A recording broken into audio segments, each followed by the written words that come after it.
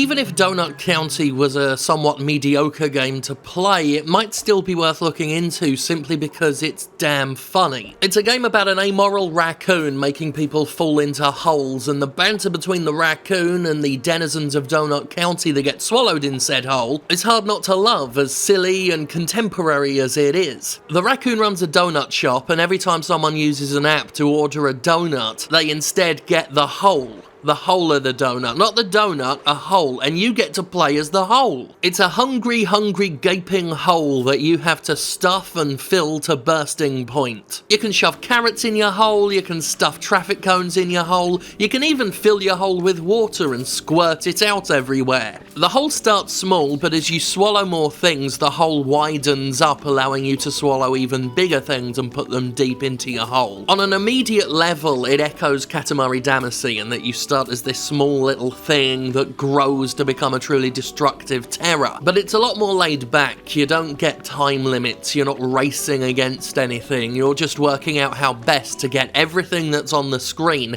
down into the hole. And for the most part, all you're doing is moving the hole underneath things and watching them fall in, and that seems like it's a pretty simple task. You might wonder at first where the gameplay is, but then fun little puzzles arise from the things you swallow. One simple example is you can swallow a campfire, then you can swallow a piece of coal, and they'll combine inside the hole to make fire burst out. Eventually you'll also get a catapult, which will let you shoot things out of the hole after you've swallowed them, which you can use to get to other things, those hard to swallow places. And that's it. I've just described the gameplay to you in less than 2 minutes, and most of that was me making tired and dreary hole jokes. But Donut County doesn't need much more than that. It takes a very simple premise and then does multiple things with that premise. It's not trying to be overcomplicated, and that only works in this game's favour. You know, you want to just watch rabbits fall into the hole, and then have multiple rabbits fall into the hole, and then very clearly have sex down in the hole, and make lots of rabbits shoot out of the hole. And backing that gameplay up is the aforementioned humour, which is the real star of the show. I love the characters in this game, all of the citizens of Donut County.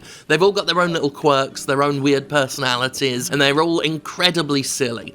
It's just very silly humour, and I absolutely love BK, the raccoon, the cause of all the trouble, that doesn't want to admit it's the cause of all the trouble, preferring to live in absolute denial that it's done anything wrong, save for clearing up all the trash. Speaking of trash, the Trashopedia, which describes all the items you've swallowed up in a level, is just brilliant. This is what put the game on my radar, because most people who have been playing this game have had to share some of these Trashopedia descriptions, which will be up on the screen now. Written by BK, they're dismissive, they're insulting, they're often clueless, and they're just stupid. Deliriously, delightfully stupid. And that's a good way to describe a lot of the writing in this game. It's stupid, but not in a bad way, in a very fun, endearing way. You know, characters will say LOL to each other in this game, and usually that makes me want to pull my own eyes out and stuff them in my ears, but here it just makes sense. It helps emphasise the carefree and also the absurd nature of Donut County's populace. The relationship between BK and his friend Mira is just lovely. You can tell they're friends, but they give each other shit constantly. And if nothing else, I would love to see more of those two in future. They're this wonderfully dorky double act. And there are themes you can extract from this game if you so choose. The dehumanizing aspect of engaging with the world through an app is pretty darn relevant. Ideas of selfishness and not respecting other people's boundaries abound. But if you just care about shooting frogs in the air to make them catch flies, then Donut County provides. It's got a simple but strong visual style, which is fitting for a simple but strong game concept. The soundtrack is lovely, characters aren't voiced, they have the whole blibbly blibbly blibbly speak, but that's fine. About the only sticking point is the length, and I know some people judge games predominantly on how long they take to beat, so if you're one of those people, be aware that Donut County can be done in less than 2 hours. And you're probably not going to be satisfied with that. I feel like I got my money's worth. The game has stuck with me since I beat it, and I'm glad I played it. I'm glad that I bought this and experienced it, because it was a good laugh while it lasted. Donut County is an effortlessly charming game. The word charm gets thrown around a lot with critique, but here it absolutely deserves to be associated with the game. It makes being adorable look easy, and if you want something adorable, if you want something something funny and silly and simple to play,